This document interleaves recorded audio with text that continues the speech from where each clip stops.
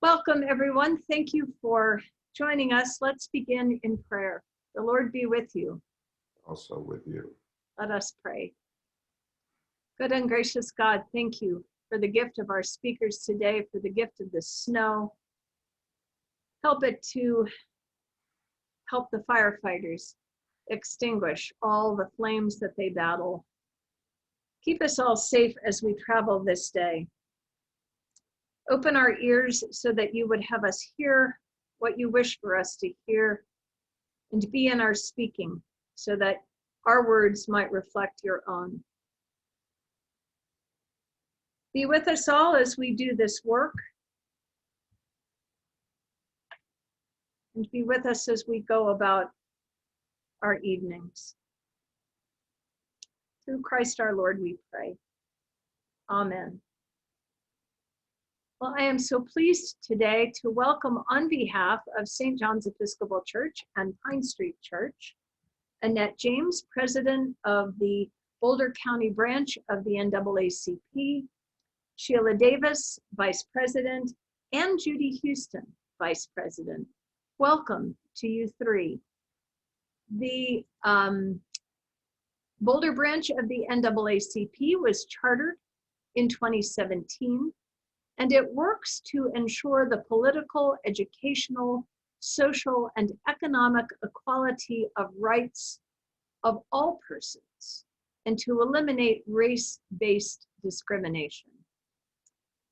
Some of the NAACP's work includes addressing structural racism within the school system, guarding against civil rights abuses and transgressions against persons of color in the criminal justice system, recruiting and training members to expand and strengthen the NAACP's presence in Boulder County, and working to further multiracial and cultural understanding. I want to share President Annette James's bio, and then Annette, I will turn it to you. So Annette James is a mom, a speaker, and advocate for social and economic equality, and president of the NAACP Boulder County branch. She is a native of rural Mississippi. She found her way to Boulder, Colorado to study at CU and has been here ever since. She has always had a passion for education, economics, and business, and these interests bloomed during her studies. She was a member of the Black Student Alliance, and she supported the First Nations Committee. And those two involvements were a catalyst to her membership in multiple nonprofit organizations and boards, including the Family Learning Center and the Women's International League for Peace and Freedom. A former chair of the United Black Women of Boulder Valley, Annette worked to promote the educational, economic, political, and social welfare of Black people in Boulder Valley. During her time as an investment broker, she taught training seminars for Black and people of color that focused on the importance of financial planning, including knowledge of debt and equity instruments. She was one of a small group of investment brokers that lobbied Fortune 500 companies to conduct some of their stock trades using Black brokers. Annette enjoys inventing and product development and has a granted utility patent. Annette helped to found the Joan Washington Scholarship Fund, which provided a monetary stipend to Black high school graduates from Boulder and St. Vrain Valley school districts, and the Charles and Mildred Nyland Scholarship, which is awarded to a student majoring in education at the University of Colorado who plans to teach in diverse schools. Currently, Annette's spark is fixed on expanding the reach and vision of the NAACP's Boulder County branch. It is my pleasure to give you Annette James.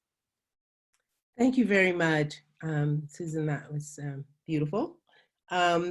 So I'm happy to be here this evening with all of you, and glad to have Sheila and Judy joining me from the NAACP.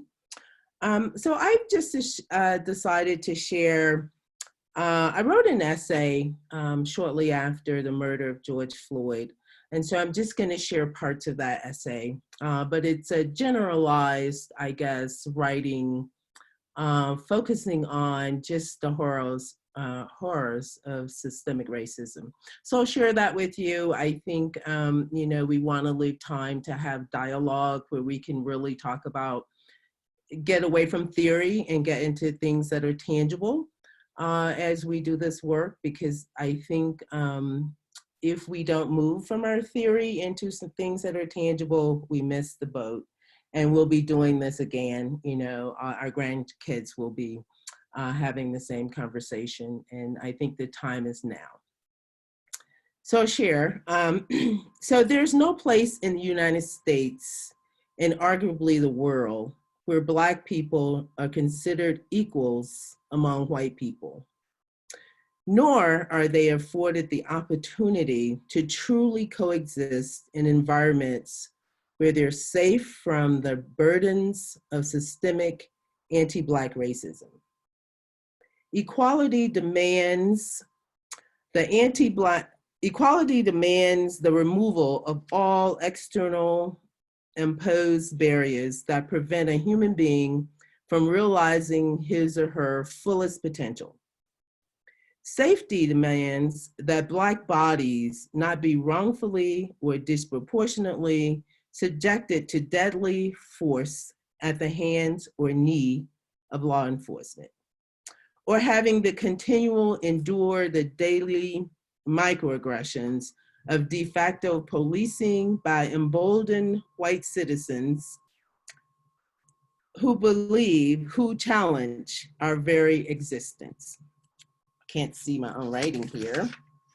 The construct of race as created by white people was a masterful one. So much so that it has effectively perpetrated the ongoing conscious, unconscious lie that whiteness alone is the preeminent currency of the land. As President Lyndon Johnson said in 1960, if you can convince the lowest white man he's better than the best colored man, he won't notice you're picking his pockets. It'll give him somebody to look down on, and he'll empty his pockets for you. This evil yet brilliantly crafted institution of white supremacy is what Black people are forced to deal with day in and day out. All of the horrors of slavery, Jim Crow, redlining, disparities in health and wealth, and police brutality are born and continue to thrive because of this system. While the reality of inhumane and rigorous treatment of Black people spurs feeling of guilt and fragility among some of our white counterparts, sympathetic gestures are no longer accepted. They're just no longer enough. They're not sufficient now, and they have never been sufficient. The facts that whites are privileged by and have benefited from this insidious institution for over 400 years is not a secret and endears no adoration. It is high time for reconciliation, as this way of life is no longer tenable and has run its course. This mountain of systemic racism can be dismantled. However, to do so peacefully will require courage. The dismantling process depends on the skills of those who have previously had the luxury of silence to speak out.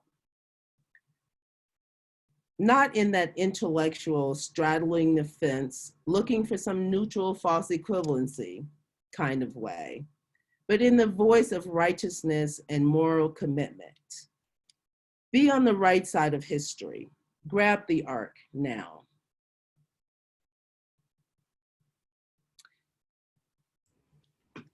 So Thank thank you. you. And so can we move to Sheila? Is that good or? Yes, absolutely. Yes, Sheila. It is great to be with you virtually this afternoon. I'm going to share pieces of my professional journey and leave you with some thoughts as you begin this work of dismantling structural racism within your church.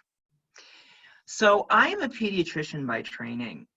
And when I was in medical school at the University of Pennsylvania, which is in Philadelphia, I noticed that my African-American pediatric patients were the ones that had asthma, were the ones that often went to the ICU.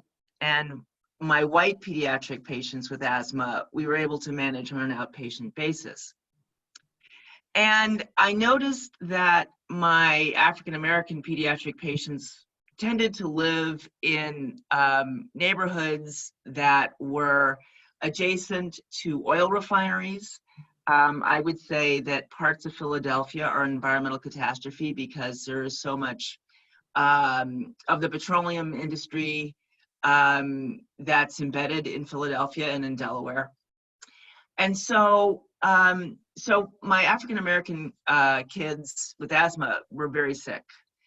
And this really had to do with the social determinants of health on the surface of things, you know, that they live so close to these refineries. And so I, you know, the medical system can put a Band-Aid on something, but it doesn't really get at the root cause. So after I finished medical school, I did my pediatric training in Canada at McGill University. And I noticed the same thing. I noticed that my pediatric patients who were Inuit or indigenous were the ones that presented with diseases that had been eradicated in the general population. And that was because of the social determinants of health, because they lived in substandard housing, access to quality food was an issue, and access to primary care was also a challenge. So this happened even in Canada, although it wasn't to the extent that it happened in the United States, because the healthcare safety net in Canada is much stronger than it is in the United States, which is why they are not as devastated by COVID as we are right now. I'll return to that. So I had the opportunity after my pediatric internship to work for the Department of Health and Human Services, and I worked on what they call the Healthy People Progress Review. And the Healthy People Progress Review occur every decade, and it's really a report card on the health of the nation. And I looked at all the data, looked at all the statistics, and I noticed that the life expectancy at that time of a white man was something like 75 years, that for an American Indian man was on the order of 50. Okay. And I noticed this not only in health outcomes, but just in the incidence and prevalence of almost all diseases. And I was so alarmed by this that I decided to join the movement to achieve health equity in this country. And I was in Washington, D.C. I drank the Kool-Aid, the D.C. Kool-Aid, and I stayed for about 10 years. I worked for a nonprofit that was all about providing technical assistance to grassroots organizations all over the country that were trying to achieve health equity in their communities. And we had some success. You know, we tinkered around the edges, but it really didn't get at some of the systemic issues. After I was invited to work for the National Medical Association after about 3 or 4 years with this nonprofit.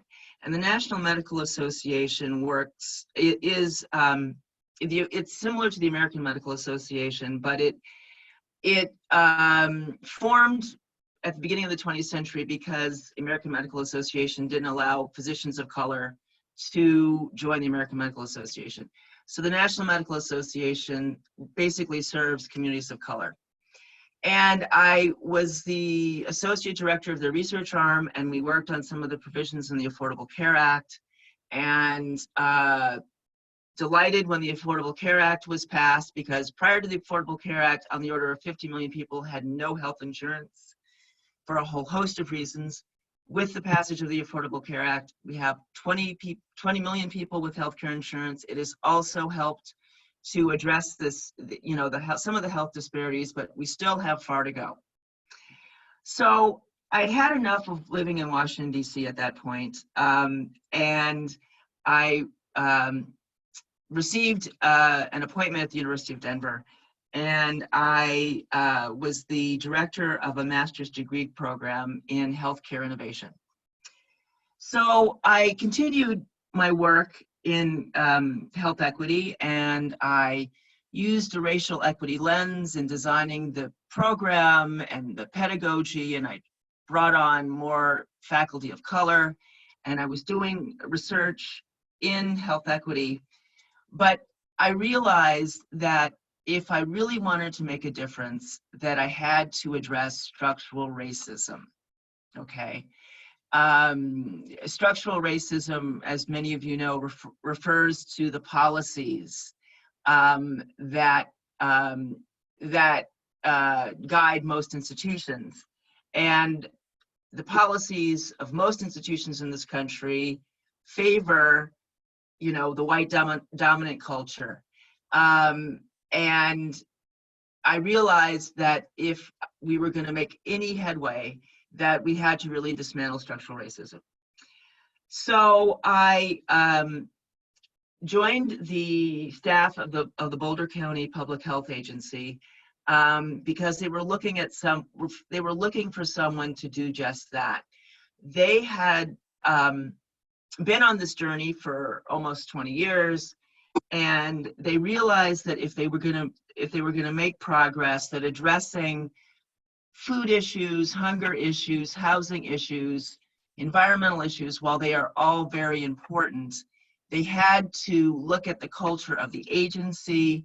They had to look at the hiring practices of the agency, the retention practices, their record. They had to look at all of the policies and put them through an equity lens. And they had to provide ongoing training to the staff on racial equity if they were going to really make a difference. And they also needed to partner with the communities, the greater Boulder community, in doing this work. So that is what I've been doing. And then COVID hit, and we are seeing a disparate impact of COVID on the Latinx community here in Boulder. We're seeing it, you know, those who are incarcerated, those experiencing housing insecurity, those on the ability spectrum, what I call new Americans. So we are now focusing on how do we address COVID in those, what I call priority populations. So as you begin this work, I want to leave you with some ideas. In order to, I believe that in order to really be successful at this, changing policies is not enough. I mean, if we think about Brown versus the Board of Education, which ended, at least on paper, segregation in the public school systems, we have hyper segregation in our public school systems today. And so there has to be a shift, you know, a head shift, a heart shift, if we are going to address structural racism. And one of the things that we're doing in Boulder County is that we are reading the book, and I'm going to show it, and I hope you can see it, and it's called Courageous Conversations About Race. it is written by Glenn Singleton, and it is a protocol for having difficult conversations about race, because conversations about race tend to be very difficult, and people tend to look for the exit signs. And so you need to develop an emotional intelligence to have these conversations, to sustain and deepen these conversations. You need to understand what your triggers might be so that you actually stay in these conversations. So we are doing this here in Boulder County. I suggest that your church might want to do the same. And I also suggest 2 other books. One of them is on the Truth and Reconciliation process that happened in Greensboro, North Carolina. This was after a Klan massacre in the 1970s, and their whole process.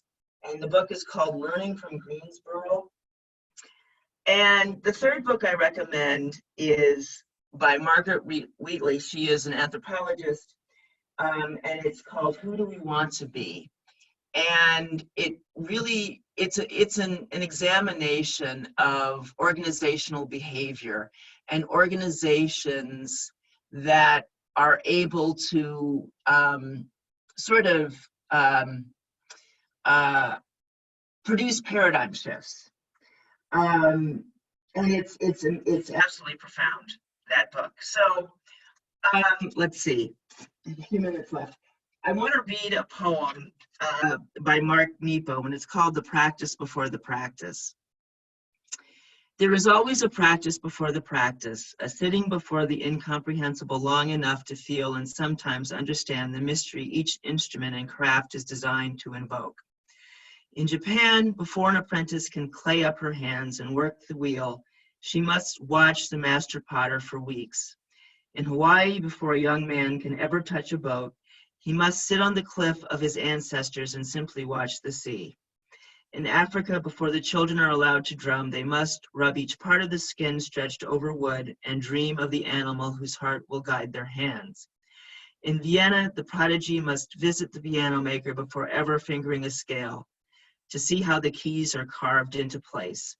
And in Switzerland, legend has it that before the watchmaker can couple his tiny gears, he must sit long enough to feel the passage of time.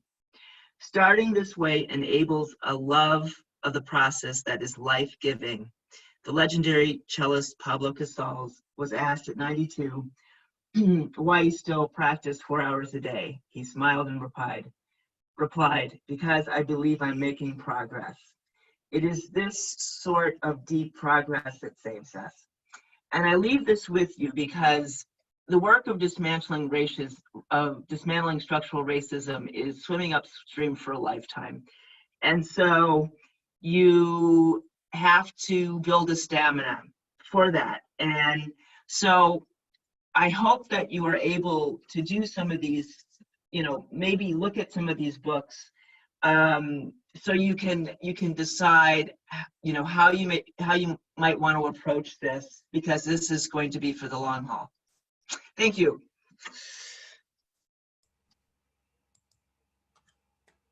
Sheila, thank you. That was lovely. Annette, your essay, thank you. I wish you didn't have to leave, and I honor that you do.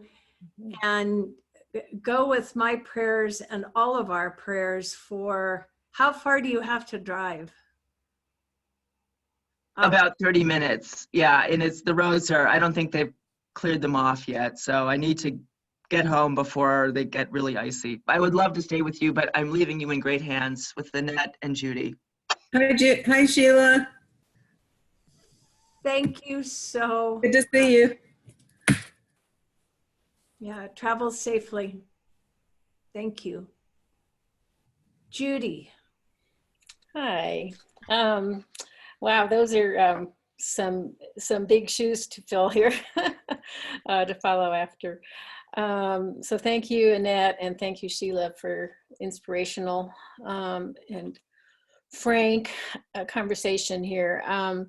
I was born and raised in Boulder, grew up in the Quaker meeting, and that has remained my faith tradition through most of my adulthood, not all of it, but most of it. And I wanted to sort of talk about, and I don't have any of the expertise. I was a piano teacher, and then I was a body worker and movement teacher. And so I don't have any of the expertise that Sheila and Annette have. But what I would like to talk about is kind of the history of learning and forgetting and learning and forgetting and learning again about the presence of racism. So when I was a teenager, which was in the late 60s, there was a lot going on, as you all probably remember, in terms of civil rights. One of my formative things was to meet a man named Loren Watson, who was at that time the president of the Denver chapter of the Black Panthers. And he came and talked to a group of youth from the Quaker meeting. And I was very spiritually oriented. And I said something to him like, oh, I have so much spiritual work to do before I can really be much of a help in the civil rights work. And he looked at me straight in the face and said, little miss, we don't have time. And of course, that was 50 years ago. And so that brought to me a sense of urgency because I believed him. And I became the person at my high school that was always carrying the books that on the various situations in different cities, and there was civil unrest on the East Coast, on the West Coast, and many places in between. There was a lot going on, and there were some pretty decent books given the times about that, and I was trying to educate my peers to their chagrin. So what happened after that is I got, involved in other kinds of things, the Vietnam War and all sorts of things, and started raising my children, and, memory just sort of went away. I lost that sense of urgency. And you kind of know in the back of your mind that there are things going on that are not right, that racism exists. But you don't really, as a white person, necessarily attend to it. And then one of the things that happened more recently is that I have grandchildren who are biracial, son-in-law who is biracial, and their children.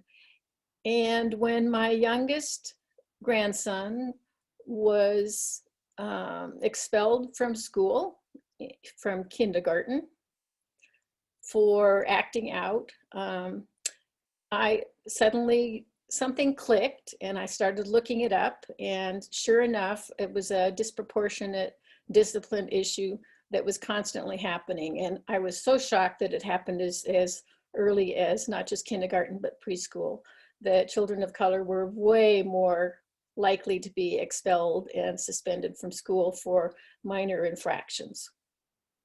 So that was a wake-up call, and simultaneously there were other things happening, and it was, you may have noticed that police killings of Black people happen in, or the awareness of white people of those killings happen in cycles. And so people get all excited and get really wanting to be active, and then they forget, and then they get reminded again, and then we forget. And so the whole business of remembering and forgetting the urgency is sort of the very definition of white privilege, that as white people we can forget and forget for decades, and really not understand that the things that have been happening in the past are still happening over and over and over and over again.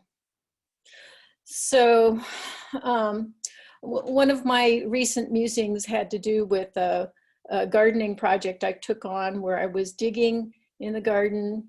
And it was a house that we had recently moved into, and the previous owners had put weed barrier trying to knock back the weeds. And on top of the weed barrier, they had put, you know, the big gravel. And so, and that I think worked maybe for a year, you know how that works. And then when that didn't work anymore and the weeds were still coming, then they covered it again with another layer of weed barrier. And they did this a total of 3 times. So I decided I wanted a strawberry patch in that spot. And I started digging. And I had to sort out all of the rocks. You know, some of them might be useful and some of them might be just needed to get thrown away. And I had to get rid of the weed barrier, and I had to get down to where the actual earth was. And guess what? The weeds were still there. Underneath 3 layers and probably at least a decade worth of effort to cover that up, the weeds were still there. And they were just waiting for sunlight and moisture.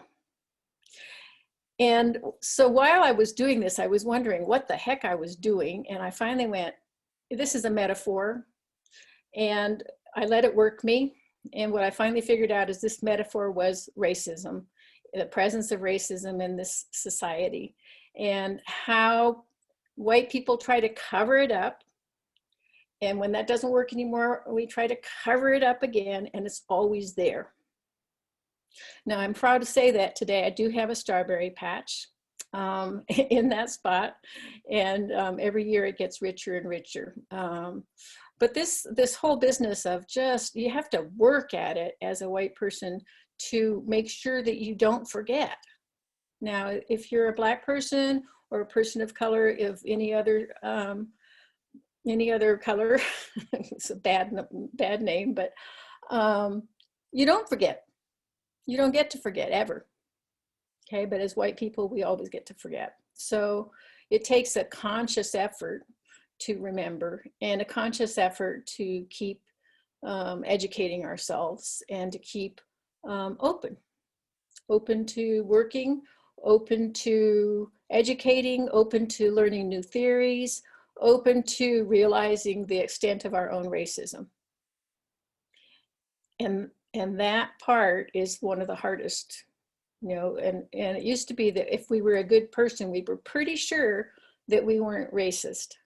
Okay, but it's really not true, right? If we grew up, we were imbued with racism from the songs we sang, from the nursery rhymes we said, from the books we read, from the word go, just completely saturated with racism.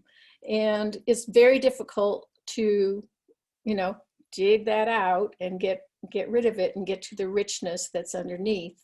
But I'm here to encourage you to do that, and to know that you're in company as you start this journey, or you may well be, you know, well on your way in this journey, but it's a never-ending journey.